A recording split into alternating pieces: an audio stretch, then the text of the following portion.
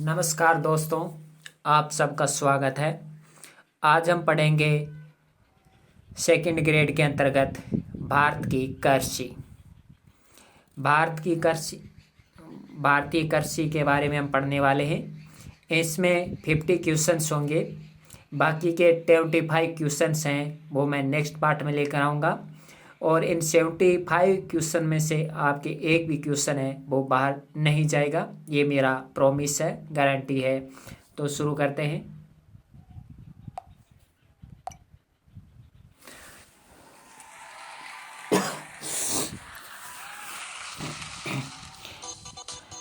तिलहन उत्पादन में अग्रणी उत्पादक राज्य कौन से हैं? Option A Rajasthan, Madhya Pradesh. Option B Madhya Pradesh तथा गुजरात। ऑप्शन सी राजस्थान तथा गुजरात। ऑप्शन डी महाराष्ट्र तथा गुजरात।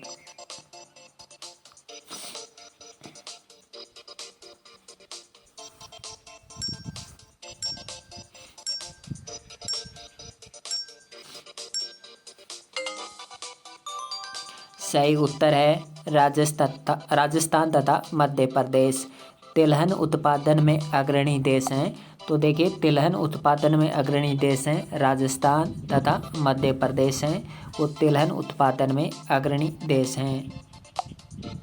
नेक्स्ट क्वेश्चन, निम्न में से कौन सी कृषि फसल आयात तथा निर्यात दोनों ही व्यापार का अंग है? ऑप्शन ए गन्ना। ऑप्शन बी चावल। ऑप्शन सी मक्का। ऑप्शन डी कपास।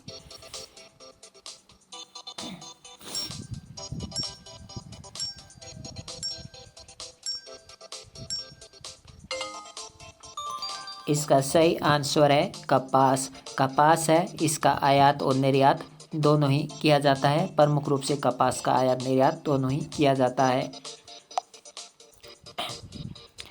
अगला देखिए, निम्न में से असुमेलित कीजिए। तो देखिए, कृषि है को जो कृषि क्रांति है वो पेट्रोलियम उत्पादन से संबंधित है। पहली क्रांति है वो टमाटर उत्पादन से संबंधित है। पहली क्रांति है वो तिलहन उत्पादन से संबंधित है। नीली क्रांति है वो मत्स्य उत्पादन से संबंधित है। तो देखिए, इसमें असुमेलित है। पीली क्रांति टमाटर उत्पादन से संबंधित नहीं है। टमाटर उत्पादन से संबंधित है वो गुलाबी क्रांति है। देखिए, पीली क्रांति है वो तिलहन उत्पादन से संबंधित है। नीली क्रांति है वो मत्स्य उत्पादन से संबंधित है। और जो कृषि क्रांति है वो पेट्रोलियम उत्पादन से संबंधित है। और वेरी इंपॉर्टेंट, पेट्रोलियम उत्पादन के कृषि क्रांति पूछा जा चुका है। अगला क्वेश्चन है, निम्न में से कौन से संगठन का संबंध भारतीय कृषि के साथ जुड़ा हुआ है? Option A ICCR। Option B ICWR। Option C ICAR। Option D ICMR।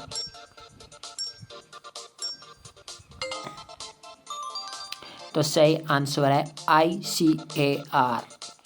Next question देखते हैं, हरित क्रांति का संबंध किस फसल के उच्च उत्पादकता से है? ऑप्शन ए गेहूँ। ऑप्शन बी चावल। ऑप्शन सी तंबाकू।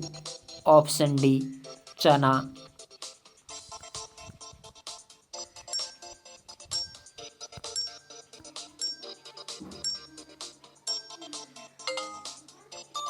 सही आंसर है गेहूँ। हरित क्रांति का संबंध है वो गेहूँ से ज़्यादा है, उसके बाद चावल। आगे देखिए, भारत में बागवानी कृषि के अंतर्गत उगाई जाने वाली मुख्य फसल कौन सी है? बागवानी कृषि के अंतर्गत उगाई जाने वाली फसलें आपको याद रखनी है। ऑप्शन ए चाय, केला, अंगूर, नारियल। ऑप्शन बी चाय, रबर, नारियल, कहवा। ऑप्शन सी चाय, रबर, नारियल, सोयाबीन। ऑप्शन डी चाय, रबर, सूरजमुखी, सोयाबीन। तो देखिए, बागवानी कृषि के अंतर्गत मुख्य फसलें हैं चाय, रबर, नारियल, कहवा। निम्न में से कौन सी फसल नकदी फसल के अंतर्गत आती है? ऑप्शन ए उपयुक्त सभी, ऑप्शन बी तिलहन तथा तंबाकू, ऑप्शन सी चाय तथा कहवा, ऑप्शन डी गन्ना तथा कपास।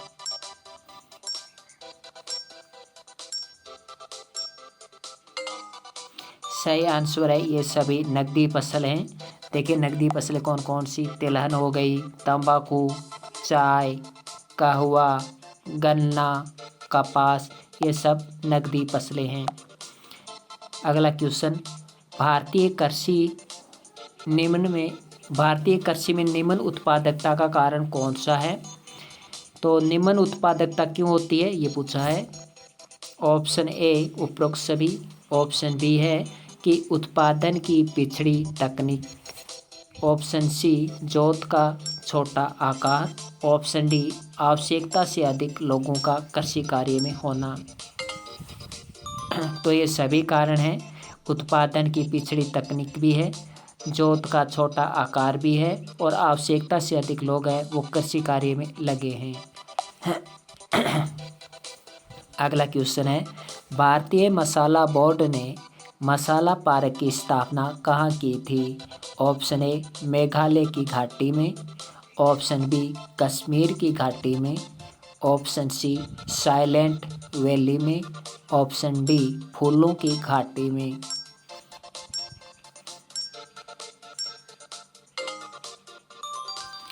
तो भारतीय मसाला बोर्ड ने मसाला पार्क की स्थापना साइलेंट वैली में की थी। अगला क्वेश्चन, भारत में ऑपरेशन ग्रीन किससे संबंधित है? ऑप्शन ए व्यापारिक फसलों के उच्च उत्पादन से, ऑप्शन बी फसलों के हेतु, ऑप्शन सी मत्स्य उत्पादन हेतु, ऑप्शन डी सब्जियों हेतु।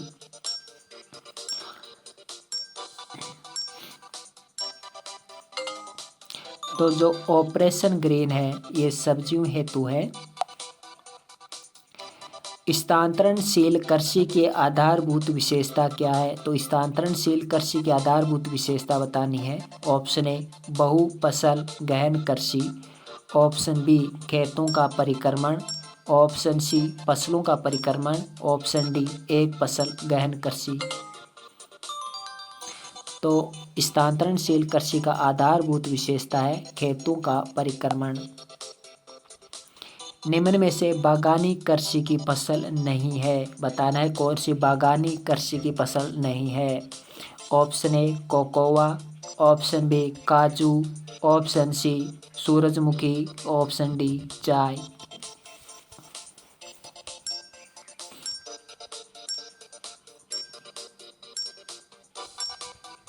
तो इसमें बागानी कृषि की फसल नहीं है, सूरजमुखी नहीं है, कोकोआ, काजू, चाय ये बागानी कृषि की फसलें हैं। अगला देखिए, भारतीय कथन है भारतीय चाय का नीलामी मूल्य तथा निर्यात सन 1998 से घट रहे हैं। कारण देखिए, भारत को बहुत से नए चाय उत्पादक देशों की प्रतिस्पर्धा का सामना करना पड़ता है। तो भारत को बहुत से नए चाय उत्पादक देशों की प्रतिस्पर्धा से सामना करना पड़ता है, ये कारण है। और कथन है कि निर्यात 1998 में घट रहे हैं, तो इसका ये दोनों ही सही हैं। ए आर तथा ए कारण भी सही है, कथन भी सही है, तथा कारण है वो कथन की सही व्याख्या करता है। अगला क्वेश्चन देखिए,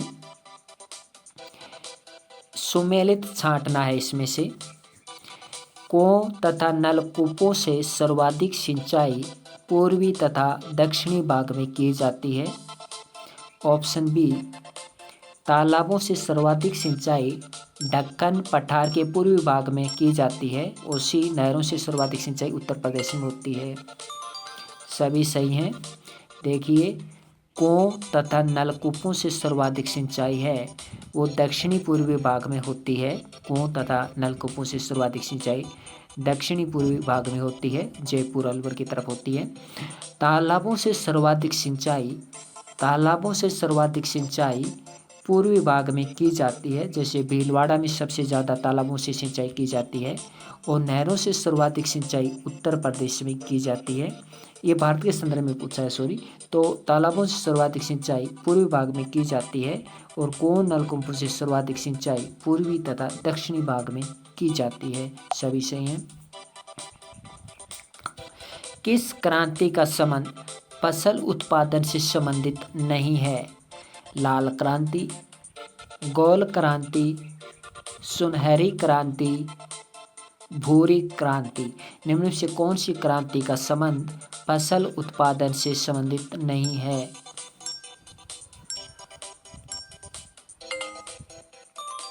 तो भूरी क्रांति का संबंध है वो फसल उत्पादन से संबंधित नहीं है। आपको कमेंट बॉक्स में बताना है कि भूरी क्रांति का संबंध किससे है। तो लाल क्रांति का संबंध, गोल क्रांति का संबंध, सुनहरी क्रांति, गुलाबी क्रांति, इनका संबंध फसल उत्पादन से संबंधित होता है। कृष्ण क्रांति का संबंध पेट्रोलियम उत्पादन से होता है। आपको बताना है भूरी क्रांति का संबंध किससे होता है। तो अक्सर ये पूछ लिया जाता है। आगे देखिए, अत्यंत बड़े आकार वाले खेतों में यांत्रिक विधियों से की जाने वाली कृषि को क्या कहा जाता है? अत्यंत बड़े आकार वाले खेतों में यांत्रिक विधियों से की जाने वाली कृषि को क्या कहा जाता है? ऑप्शन ए विस्तृत कृषि, ऑप्शन बी स्थानांतरण कृषि, ऑप्शन सी गहन कृषि, ऑप्शन डी वाणिज्य कृषि। इसका सही उत्तर है विस्तृत कृषि कहा जाता है। नेक्स्ट देखिए, चावल की खेती के लिए एक आदर्श तापमान पर स्थिति कौन सी होगी? चावल की खेती के लिए एक आदर्श तापमान पर स्थिति कैसी होगी? चावल की खेती के लिए कितना तापमान चाहिए? 32 से 39 डिग्री, 35 से 42 डिग्री, 24 से 27 डिग्री या 15 से 24 डिग्री। तो इसका सही आंसर है 24 से 27 डिग्री तापमान है वो चावल की खेती के लिए अनुकूल रहता है। आगे देखिए, सुमेलित छांटना है। ऑप्शन ए उपरोक्त सभी, ऑप्शन बी कहता है कि कपास उत्पादन के लिए उष्ण तथा आर्द्र जलवायु की आवश्यकता होती है। कॉफी उत्पादन के लिए उष्ण तथा आर्द्र जलवायु की आवश्यकता होती है। ज्वार उत्पादन के लिए शुष्क जलवायु की आवश्यकता होती है। तो इसमें से सभी सही हैं। देखिए, कपास उत्पादन के लिए और कॉफी उत्पादन के लिए एक ही प्रकार की जलवायु चाहिए, उष्ण तथा आर्द्र जलवायु की आवश्यकता होती है। कपास तथा कॉफी के लिए उष्ण तथा आर्द्र जलवायु की आवश्यकता होती है, और कपास का तो कई बार पूछा गया है। ज्वार उत्पादन के लिए शुष्क जलवायु चाहिए। आगे देखिए, भारत में दालों का सबसे महत्वपूर्ण उत्पादक राज्य कौन सा है? Option A Maharashtra, option B कोई नहीं, option C Madhya Pradesh, option D Uttar Pradesh. सबसे महत्वपूर्ण उत्पादक राज्य कौन सा है दालों का? Very important, Madhya Pradesh. तो भारत में दालों का सबसे महत्वपूर्ण उत्पादक राज्य मध्य प्रदेश है। नेक्स्ट देखिए, भारत का कौन सा राज्य गेहूं उत्पादन में सबसे बड़ा उत्पादक राज्य है?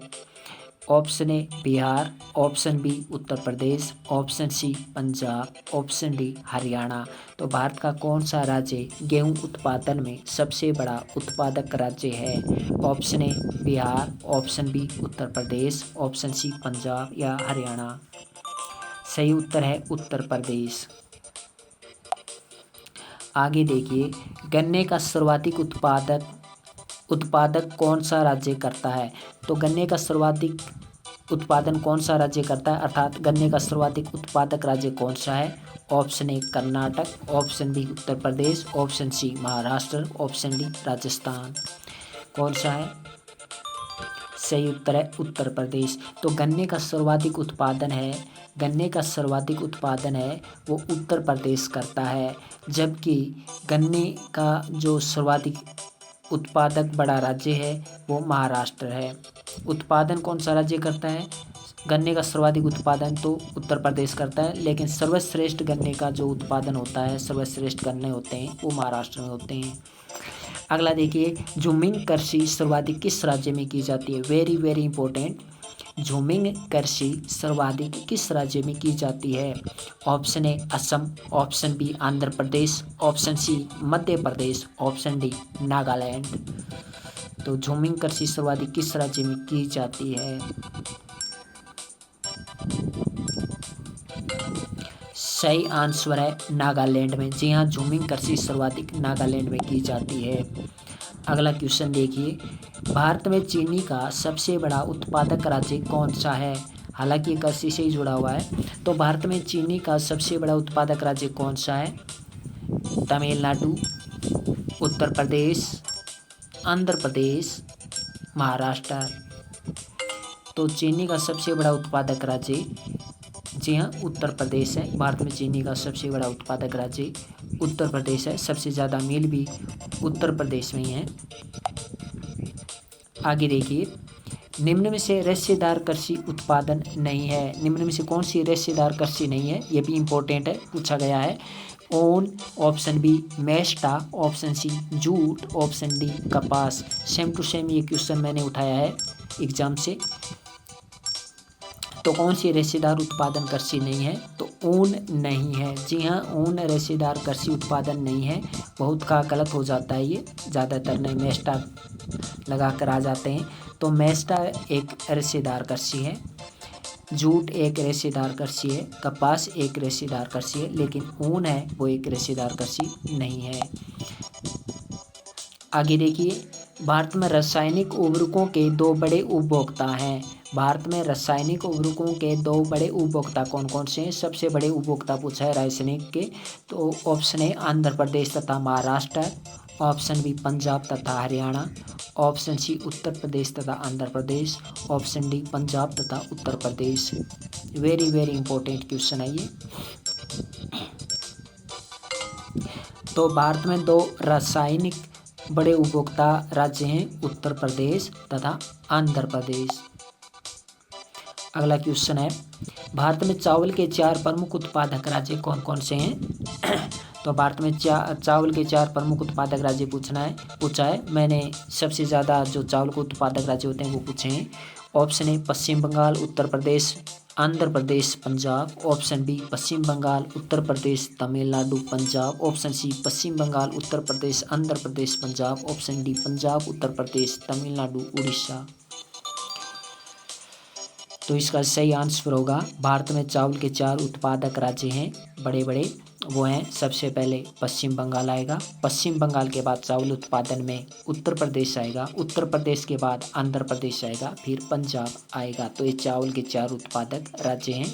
सबसे पहले पश्चिम बंगाल, पश्चिम बंगाल के बाद उत्तर प्रदेश, उत्तर प्रदेश के बाद आंध्र प्रदेश और आंध्र प्रदेश के बाद पंजाब आएगा और पंजाब में सर्वश्रेष्ठ चावल होता है। आगे देखिए, मूंगफली के उत्पादन में विश्व में भारत का कौन सा स्थान है? मूंगफली के उत्पादन में विश्व में भारत का कौन सा स्थान है? ऑप्शन ए दूसरा, ऑप्शन बी पहला, ऑप्शन सी तीसरा, ऑप्शन डी चौथा। सही आंसर है दूसरा। मूंगफली के उत्पादन में विश्व में भारत का दूसरा स्थान है। उत्पादन में पूछा है, उत्पादन में दूसरा स्थान है। आगे देखिए, रागी, अरहर, कपास, धान आदि फसलें हैं। ऑप्शन ए जायद की फसलें, ऑप्शन बी व्यापारिक फसलें, ऑप्शन सी रबी की फसलें, ऑप्शन डी खरीफ की फसलें।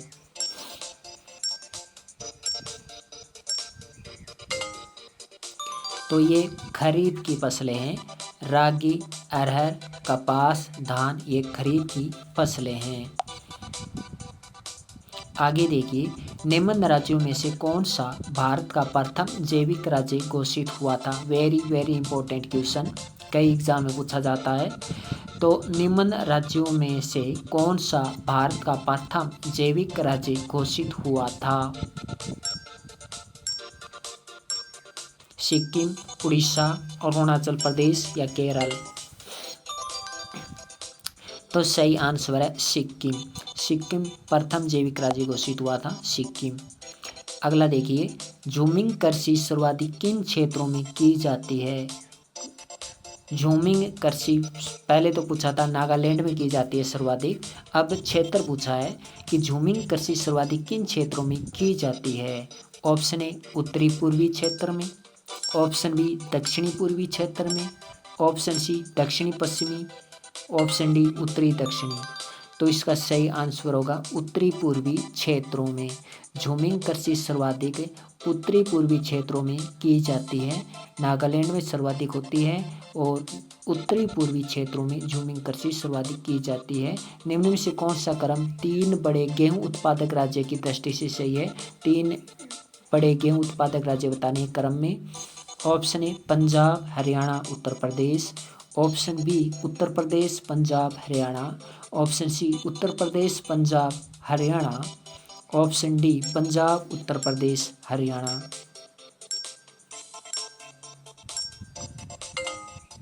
सही आंसर होगा उत्तर प्रदेश, पंजाब, हरियाणा। ये 2 ऑप्शन रिपीट हो गए। आज के लिए इतना ही। नमस्कार।